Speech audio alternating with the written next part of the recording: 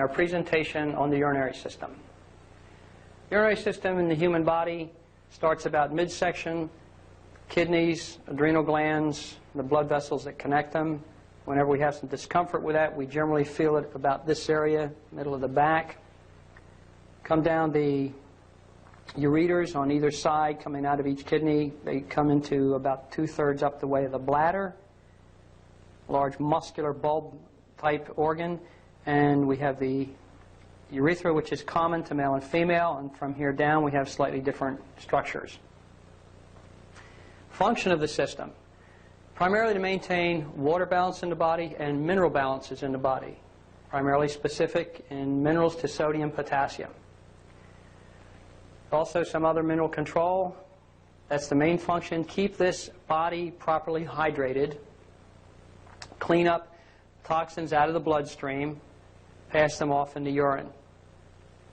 With proper hydration and alkalinity of the body, this system really shouldn't have any problems. I'm going to go through some of the things that we usually run into here. The adrenals are sitting right on top of the kidneys. Now, they're really part of the glandular system, but they have a tremendous effect on this system. If you have weak adrenals, it is entirely possible to have some kidney urinary tract problems.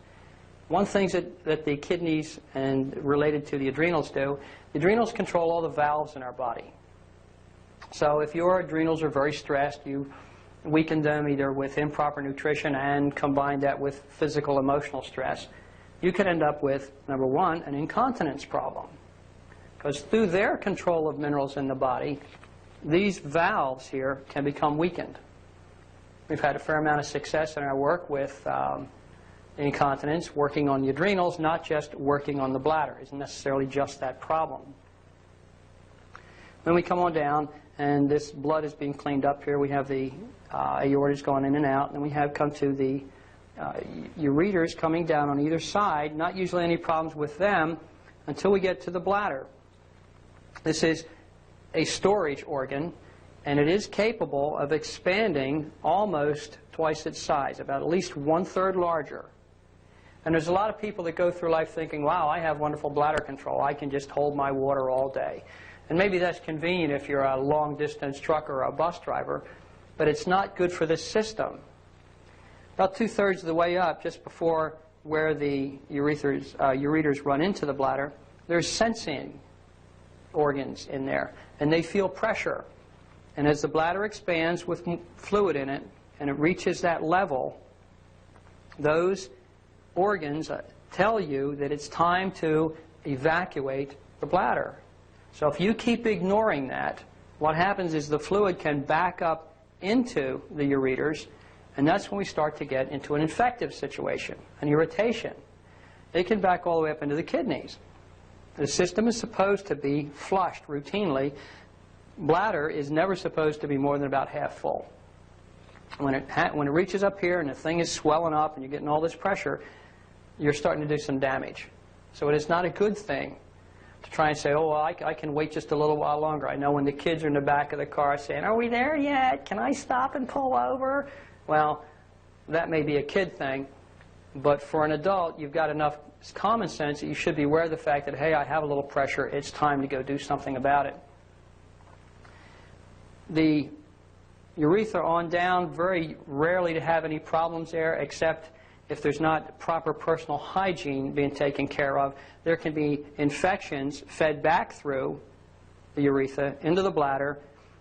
Sometimes you get a bladder infection. If you have a little infection going on and you are one who retains water a lot, tries to control your bladder, then that infection can creep back up the ureters and get to the kidneys, and you have a kidney infection.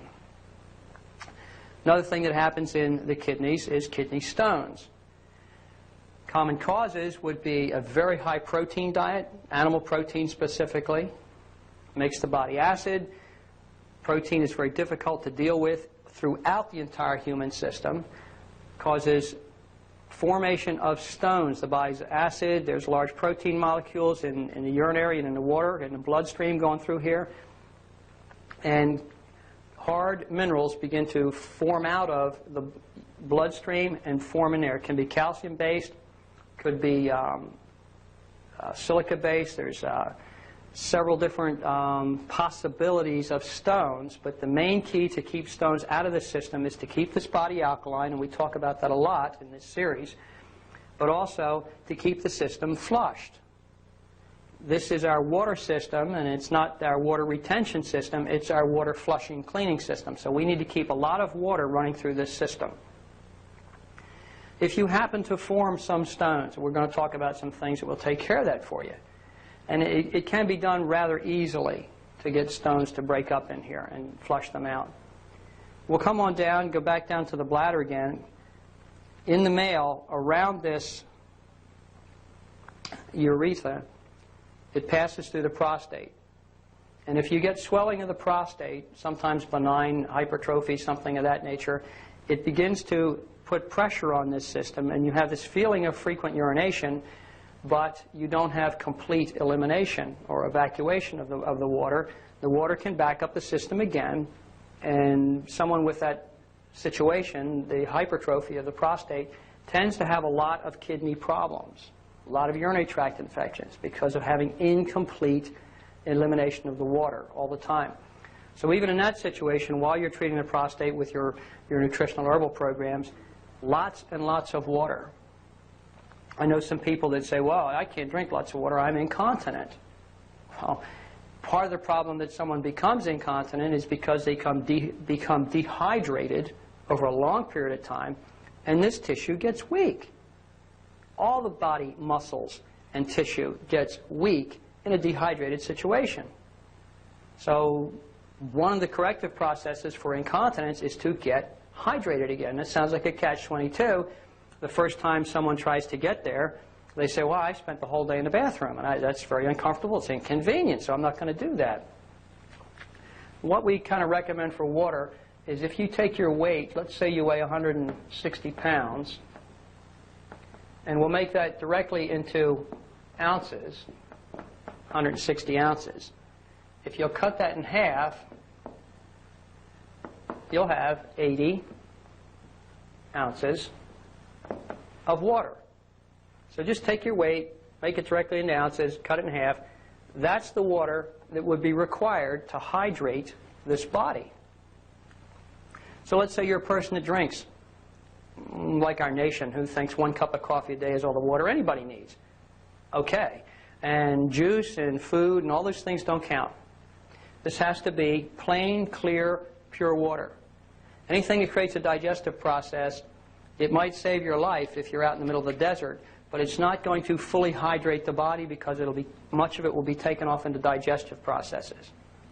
Plain water, drink your appropriate amount. All of this tissue gets stronger. The kidneys are given all the fluid they need for flushing. The water is moved through here routinely, doesn't become stagnant, can't form any kind of stones in the kidneys, bacteria that might happen to get in the system won't stay there, it can be flushed out. It's absolutely critical that we do this water hydration system. Kidney stones, hydration will help prevent it, alkalinity will help prevent it. Other problems that might happen on down here, we talked about some infections. If you keep the system flushed, that's generally all anybody needs. And we'll talk about some herbals that are astringent and antiseptic in this area. There's another problem that develops down here in the bladder. And the first one that most people are aware of would be a bladder infection. And the other one might be some incontinence. Let me get my eraser here for a second. When you get down into the bladder, there's a situation that develops, and it's not extremely common, but a lot of ladies run into this. They're not sure why it happens, and it gets misdiagnosed, and it's, let's see, the one that's common is cystitis, C-Y-S-T-I-S, okay. And this bladder can get some lesions in it, it can get some cysts, it can become irritated, but there's another problem. It begins to kind of harden. And that can be done from bruising, from an injury, from an improperly fitting birth control device. And what happens, it also begins to lose its supply of oxygen to the tissue.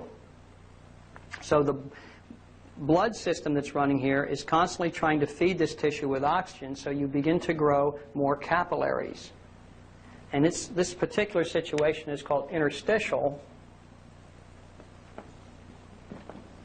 cystitis. And when that happens, this tissue gets thicker and firmer. And when you go get a particular scan, they'll look inside, they'll view that with a camera, take some pictures. And a healthy bladder inside should look like the inside of a pink balloon, pale pink. When you have this interstitial problem, you look inside of it, and I don't know if you've ever seen a picture of Mars with all its red lines and canals going across it. That's what the inside of this bladder would look like. It'd have all kinds of lines, and they're blood vessels. And what the body's trying to do is feed more blood to the system here because it doesn't have enough oxygen. So we'll talk about some supplementation that will help with that. So the circulatory system and how much oxygen you have pumping through it is also critical to keeping this system healthy. Greatest thing we can do, remember the water and alkalinity. Keep this system clean, flushed, keep it relaxed, keep it running the body alkaline. This system stays alkaline, very, very minimal chance of forming stones. A high animal protein diet is very detrimental to this system. Keep things running properly. I can't stress the water enough. We talk about that quite a bit. We're going to go over to talk about some of the supplements in the urinary system. I've got water right up here on top. We just talked about that. 1/2 your body weight in ounces. That's your minimal water consumption. Always remember that. I mentioned the acidity of the body. Alfalfa, great, great alkalizer for the body. It's full of trace minerals. It helps the urinary tract tremendously. Very soothing to it. But it would be my first herb of choice to use in a person who is eating too high an animal protein diet, and we're trying to shift them back into the alkaline nutritional mode to kind of move things along rapidly. We would go to alfalfa as an herb. Come on down here to slippery elm. Slippery elm is extremely soothing to the urinary tract. It's healing to the tissue. It keeps things moving. I like to relate that to the word slippery. And while you're using it, it's also nutritive to your body. But in the urinary tract, it will be very soothing to any irritation to put slippery elm into this system. Come down here to kind of a little group. Dandelion, parsley, corn silk. These would be herbals that we would use as a diuretic, something to help move water out of the system. Say there, you feel like you're doing a little water retention. Dandelion, parsley, corn silk. Corn silk is not only a good diuretic, but it's very healing to the kidneys and the urinary tract. Very soothing to the bladder. So this one would be used also in irritation, but fantastic to be used as a diuretic. Now, these are all very high in potassium. Let's say someone goes into the doctor and the doctor says, oh, you have high blood pressure, so I'm going to put you on a low sodium diet, and now I'm going to put you on a diuretic. And what the normal traditional allopathic approach to getting water out of the body is they take the sodium diuretic and pull the sodium out of your body. When the body is depleted in sodium, water goes with it. That's true. But it also takes potassium with it. So while they're pulling sodium out, they pull the potassium out of your body. So now they've created an imbalance. So they'll say, oh, well, we need to give you a potassium supplement. And it's very difficult to keep that balance going on. The body's always in a state of stress. The herbal approach, the holistic, would be to take this potassium and increase it. By increasing potassium, the body tries to maintain this balance here. And it will excrete water to do it. So you will never end up with a potassium imbalance. It's a much cleaner system. Now, there are some needs periodically where you have to do a little work on the adrenals, where you have to do a little work on the bladder itself. Maybe perhaps you've got a prostate problem, but generally working with dandelion, parsley, corn silk, you can do a tremendous amount, like in early stages of pregnancy, where a woman will be having a little swelling of the ankle, something of that nature. These herbs are very safe. The only caution on parsley here is in pregnancy. If you are in the later stages of pregnancy and you're using parsley, it can kind of restrict the mother's milk from coming in completely. So I wouldn't use parsley in the later stages, but you could use either corn silk or dandelion anywhere through a pregnancy situation. Otherwise, these are great for anybody. Uva ursi is an astringent type of herb. It's an antiseptic type of herb. It is excellent for working with an infectious, irritated situation in the urinary tract. It is also a major healer for the kidneys.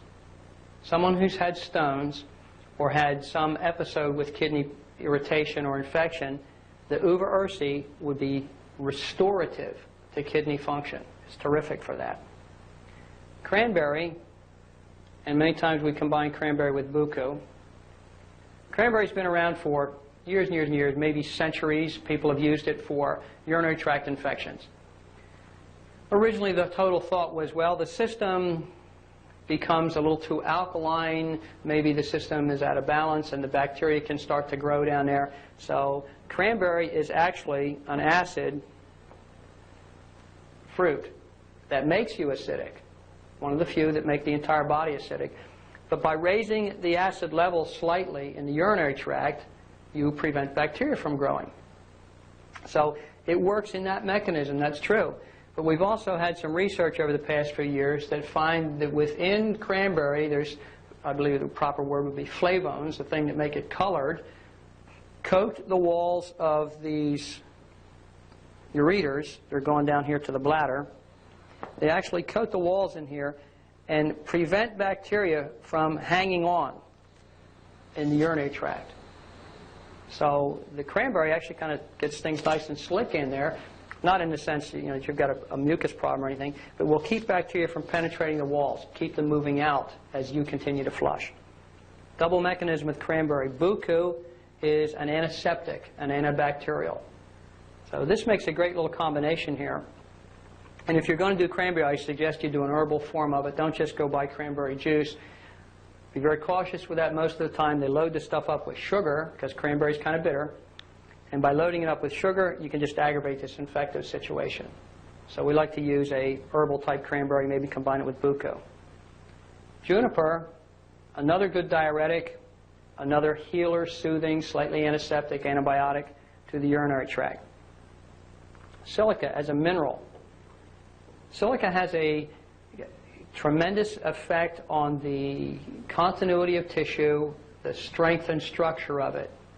So if you have a weak bladder, for example, silica should be in a formula that you're working with. Now we can pick this up in some herbals like horsetail, shavegrass, same herb, horsetail, shavegrass, you'll see it by either name. The cruciferous vegetables, broccoli, for example, have a fairly high degree of silica in it.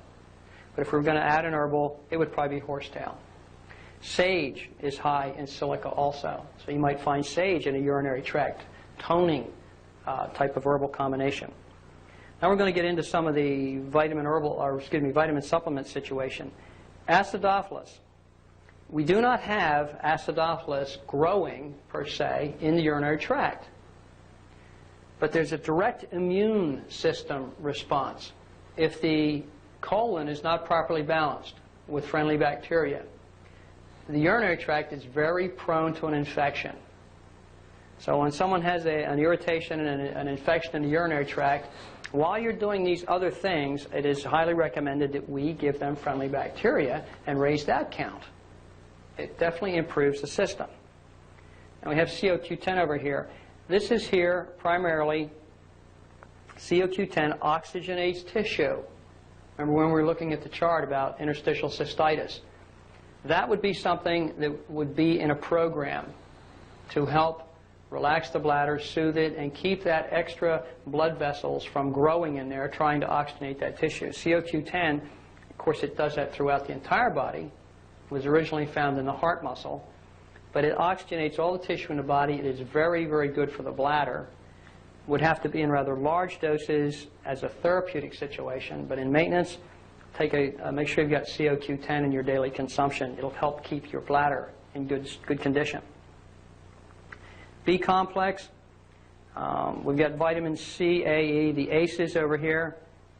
All these are the antioxidants. B complex. You've probably heard, or maybe someone's made the comment that, oh my gosh, you're just taking those vitamins and you're peeing them away. Well, because your urine's bright fluorescent yellow, or it's got a lot of yellow in it. Vitamin C is generally yellow, about the color of this paper here. B complex tends to turn the urine a fluorescent looking yellow, like maybe what legal pads mostly are. This urinary tract system is designed that some of these vitamins have to dump through it to maintain its health, to maintain the strength and the cleanliness of this system. So if your urine is absolutely crystal clear, no color, you are deficient in vitamin B and C. It should have a yellow cast to it. If you are doing therapeutic doses of these B complex or vitamin C's, it can get very, very bright yellow. And that's not hurting anything. It doesn't mean you're throwing away all of the vitamins that you're taking. That's not true. It's a very small percentage that dump off in that system intentionally by the body. Now, yes, both C, and the B's are water soluble. Under stress and under daily body movement and so forth, we tend to dump off those vitamins that aren't being used all the time. But even if you were doing everything perfectly, you've got to have some color in that urinary tract, or you don't have your vitamins in balance. The antioxidant, the rest of the formula, A and E, selenium, we might use some pycnogenol's here. The free radical damage in this system can lead to breakdown, just as it can everywhere else in the body. So we would want the antioxidants in this system as well. I have a little big old label down here for trace minerals. Starting at the very bottom and starting very young, common cause of bedwetting, weakness of the bladder, is lack of trace minerals in children. There may also be a psychological problem, but the first time a child wets the bed is probably because of a lack of trace minerals. Then, if we implant a psychological problem, that compounds it, and then we start going to counseling, or we start doing all this, and we should be looking at the trace mineral situation. Remember the adrenal weakness. If you've got bedwetting that's going late in years, there may be an emotional problem causing a mineral imbalance through the adrenal system, down to weak trace minerals, down to poor muscle control, poor valve control, and you have bedwetting. Now, same thing goes all the way through up into adults. The trace minerals make the body strong. It takes trace minerals, enzymes, for everything to be repaired through this system. So they're really critical that we have the proper balance of trace minerals in our body. Within this system, we can also use a number of essential oils. Let me get some space here for us. Don't forget the water. 1/2 your body weight. Before I do the essential oils, I'm going to go back to the water for a second since I just touched on that. If someone says, oh, I can't do that because I'm a little incontinent and I'm going to run into problems, or my boss won't let me take a break. Well, your boss isn't going to pay for your bladder work when you're 80 years old. He's not going to do that. So you have to make a decision now to take charge of your health. And if you've got to go, you've got to go. Well, if you're flying an airplane, you've got a co-pilot. Get up and go take care of business. When you're drinking this water and somebody says, well, I normally only drink maybe 1 cup a day of water. Okay. Let's say they need to get to 8. All right. For a week, ask them to drink 2 cups of water a day. And then next week, drink 3. And the next week, drink 4.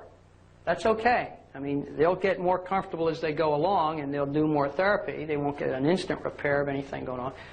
but they will begin to hydrate. Now, the first thing that happens, this system needs to be flushed. So when you go from 1 cup to 2, you're not going to hydrate. You're going to flush the kidneys. When you go from 2 to 3, you're not going to hydrate. You're going to flush the kidneys. And until you get this system properly hydrated and flushed, then it starts to move out into the body and start to do joint tissue and things of that nature. And it's going to trickle out there as you go along. But yes, you're going to get some more frequent urination in the beginning. Some people go 1 extra glass every other day if they don't want to take that long. And in the first week, you'll take a few more trips to the bathroom. But once you've reached hydration, the frequency of urination will decrease and go back to a normal average. The volume of urine will increase. The frequency is only the initial flushing factor. Once you're hydrated, you may have more urine each time, but you will not have more frequency.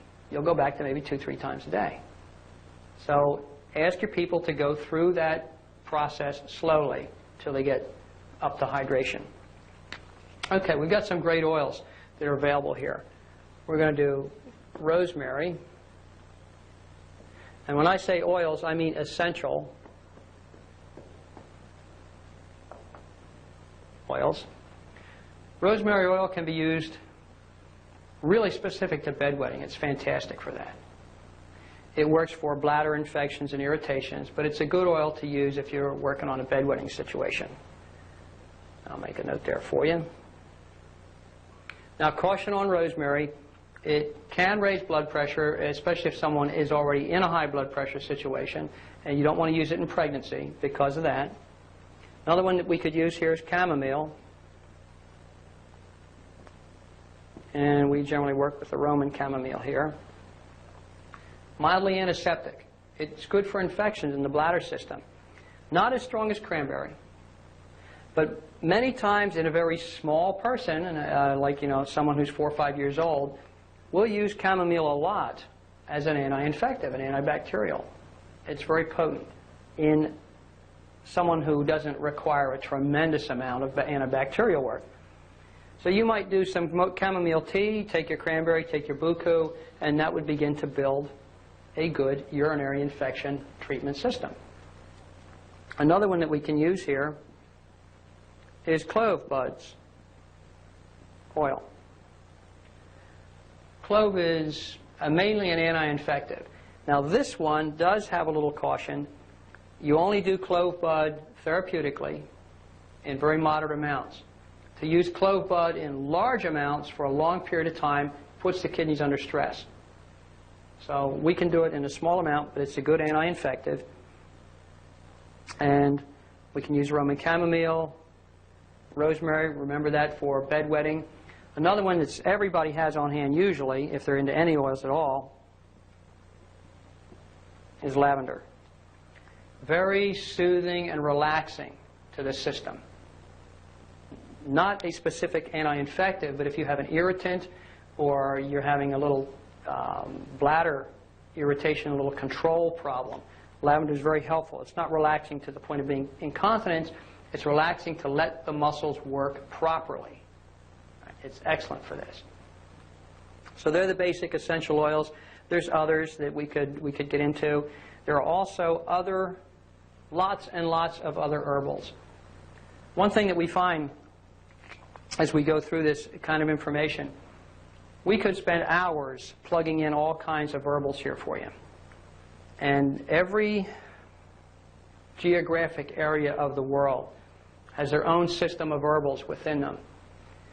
So we're real fortunate in this country and worldwide now with kind of a worldwide economy. There's herbs from China, there's herbs from South America, there's herbs from North America. We're learning about Indian herbs, there's Chinese herbs.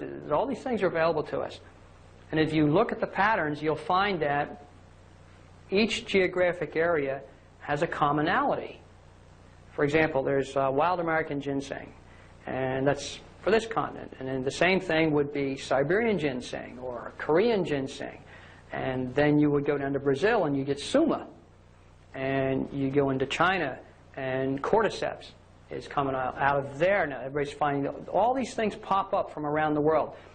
In this country we have echinacea. It's been used in Europe. In Europe, chamomile would be close to that. And then you go down to South America and we have Uña de Gato. My point in all this rambling is that you don't have to do it all, and you don't have to use every herb from everywhere. Begin to work with your body, with your person, and find out some are good for different people, different things, but you don't have to use all of these things all the time. What we're trying to do is give you a good working knowledge and encourage you maybe to do a little further studying and expand on this. We appreciate your sharing time with us today and learning about this system.